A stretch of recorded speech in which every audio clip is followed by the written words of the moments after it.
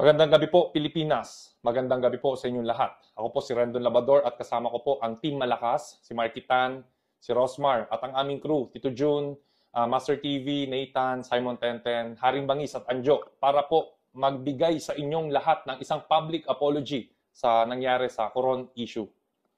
So ayun po, dito po kami lahat para po humingi ng dispensa sa nangyari. Alam po namin, mali po yung ginawa namin. Sumobra po kami sa action sa nagawa namin. And humingi po kami ng dispensa gawa ng nagpadaan kami sa emosyon. Tao lang din po kami, nagkakamali po kami. And ina-admit naman po namin yung pagkakamali namin. Ayun po, pasensya na po kay Ma'am Jo sa munisipyo at lalong-lalo na po kay Mayor. At syempre po sa bayan po ng Coron, Palawan. Sorry po talaga na parang pinost ko na never again Coron. Hindi ko po sinasadya na i-generalize po kayo. Nagpadala po ako sa bugso ng damdamin at yun po yung pinakamaling nagawa ko. And humihingi po ako ng tawad. Alam ko pong pagkakamali ko po yun. Sana po mapatawad niyo po ako.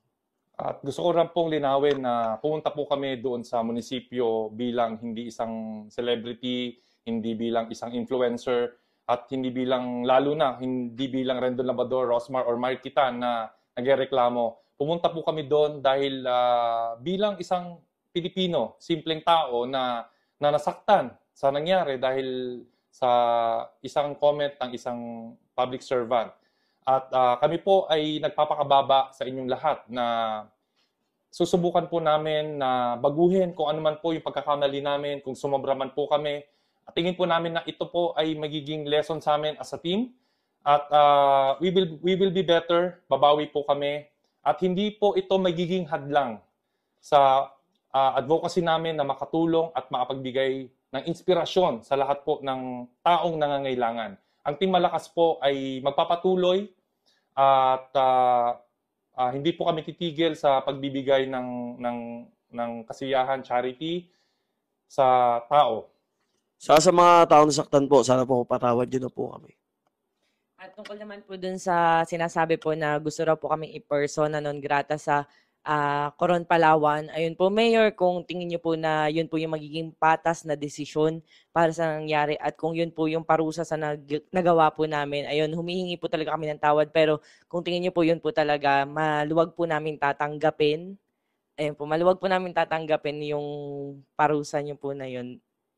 Ayun, bottom line po, yun, Ma'am Jo, pasensya na kung naging ganun ang aking aksyon, kung napasobra man. At mga tao sa munisipyo, kung naramdaman nyo po na disrespect ko po kayo, at lalong-lalo na po sa mahal nating Mayor.